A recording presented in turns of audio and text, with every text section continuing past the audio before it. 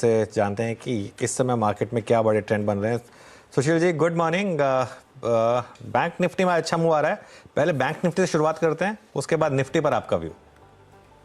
देखिए, आज मेरी स्क्रीन शेयर नहीं हो पाई है, वरना मैं आपको दिखाता कि बैंक निफ्टी का अगला रेजिस्टेंस जो है 51,194 पे है। 51,200 पकड़ लीजिए ब्रॉडली, और एक बार हो सकता है वहां थोड़ा विश्राम ये कर ले, पर जहां ये 51,200 क्रॉस कर जाए तो मुझे लगता है कि फिर इसके बाद और कम से कम 1200-1300 पॉइंट की फर्दर तेजी इमीडिएटली हो जानी चाहिए। और ये तो सिर्फ जब तक कि बैंक निफ्टी रैली मोड में इतना बढ़ जाएगा, और अगर ये 51,200 के बाद अगर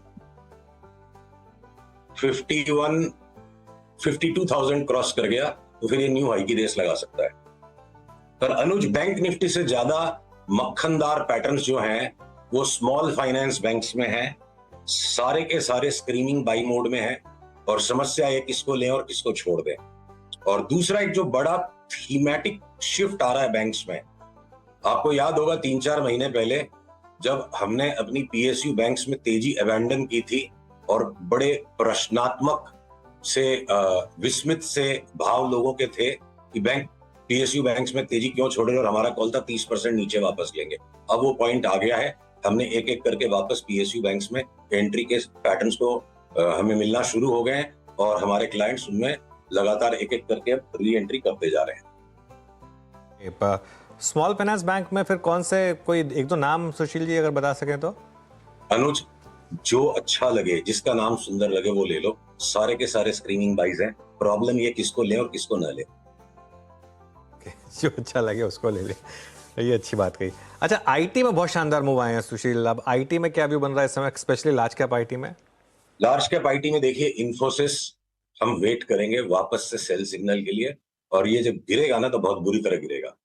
विप्रो ही एकमात्र लार्ज कैप आईटी है जहां पे हमने 2-3 दिन पहले अपने क्लाइंट्स को तेजी कराई, उसको हम बरकरार रखेंगे। टीसीएस का जो स्ट्रॉन्ग अप ट्रेंड दिख रहा है ये लेट फेज में है, तो यहां से एंट्री लेके रिवॉर्ड रिस्क अब कोई फेवरेबल नहीं बचा है। और इन्फोसिस डबल टॉप भी नहीं बना पा रहा है, वो लोअर टॉप बना रहा है। जब तक इन्फोसिस को न्यू हाई पे नहीं जाता है, जिस दिन भी इसमें रिवर्सल सिग्नल आएगा हम बेचेंगे। लार्ज कैप आईटीज में सिर्फ एक विप्रो में फिलहाल हमारी नई तेजी की हुई है। ओके, ठीक है। अच्छा, एक और स्पेस जो हमने लगातार आपके साथ डिस्कस करी है, केमिकल्स। अब आरती इंडस्ट्रीज का वो बड़ा एक्सीडेंट हुआ, उसके बाद यहाँ पर क्या व्यू बन रहा है इस स्पेस में? देखिए, केमिकल्स के स्टॉक्स में एक बड़ी खास बात रही है, ये सिर्फ आरती में नहीं है, ये कभी जीएनएफसी में हो जाता है, कभी नवीन फ्लोराइन में हो गया। ये बड़े एक्सीडेंटल से चार्ट जो ड्रॉप करते हैं, ये पैनिक जो कॉज करते हैं, ये बाइंग अपॉर्चुनिटीज होती है। आरती इंडस्ट्रीज में हमारे क्लाइंट्स को हमने कल ही परसों ही बाई के ट्रिगर्स दे दिए थे, और वो आज या कल में कभी भी बाई वापस इसका ट्रिगर हो सकता है। आरती यहाँ 620 वाला हमें लगता है वापस 900 रुपए हो जाएगा। उसके अलावा फार्मा में कोई अच्छे स्टॉक्स हैं क्या? फार्मा में लार्ज कैप या मिड कैप? लार्ज कैप्स देखिए सैचुरेटेड हो चुका है, और मिड कैप से हम लगातार जैसे बायोकॉन में या शिल्पा मेड में बने हुए थे। अब रोसारी बायोटेक में एक हमारा रिसेंट न्यू बाई था, और वो भी काफी अब बढ़ने लग गया है। तो फार्मा में मिड कैप स्पेस में ट्रेडिंग ना करके अभी भी 3 से 6 महीने के व्यू में जो मिड कैप्स और स्मॉलर स्टॉक्स हैं वो सारे के सारे बाई हैं, और लार्ज कैप्स फार्मा में बड़े संदेहास्पद चार्ट पैटर्न्स बना रहे हैं। ओके, अच्छा, आपने बात की वैसे स्मॉल फाइनेंस बैंक्स की, लेकिन सेकंड टियर बैंक्स जो हैं जैसे फेडरल, बंधन, इन सब में अच्छे मूव आ रहे हैं, इनमें कोई पिक है क्या आपकी? अनुज, आरबीएल कल हमारे क्लाइंट्स को हमने स्ट्रॉन्ग बाई कॉल दिया, इसको डिलीवरी उठा के बैठ जाओ, दिवाली तक हो सकता है इसका 350 रुपए भाव क्रॉस हो जाए। तो एक बड़ी मूव हो सकती है, 210-15 वाला स्टॉक 350-60 हो जाना। तो आरबीएल एक हमारी हॉट पिक है उसमें से। आप जो हम कुछ महीनों पहले तक रॉकेट कॉल्स की बात करते थे और अब बाजार बदल गया, तो आप इसको भी एक रॉकेट की श्रेणी में ले सकते हो। बड़े दिन के बाद एक रॉकेट टाइप चार्ट आता ही है। बंधन बैंक भी लगता है 25-30% यहाँ से रिबाउंड करना चाहिए, और ये सिटी यूनियन बैंक भी 20% यहाँ से बढ़ जाएगा। तो छोटे वाले बैंक्स या जो स्मॉल फाइनेंस बैंक्स या थोड़े से out of favour PSU banks में ज्यादा फर्क अब लग रहा है। प्राइवेट सेक्टर बैंक्स में सिर्फ मेंटेनेंस मूव आएगी बैंक निफ्टी के साथ साथ जितनी आती है। आउटलायर्स, आउट परफॉर्मर्स, जो out performers PSU banks, outliers small finance banks.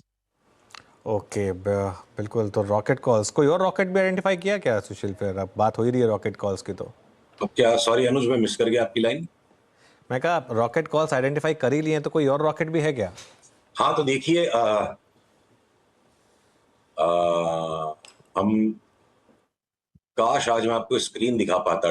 जैसे एफएमसीजी में जो हमने एकदम बिल्कुल अर्ली एंट्री की और अब एक एक करके हमारे एग्जिट जहां बन रहे हैं, उसमें जो लैगार्ड है टेस्टी बाइट्स, इसने एकदम बिल्कुल रोबस्ट ब्रेकआउट अब दे दिया है।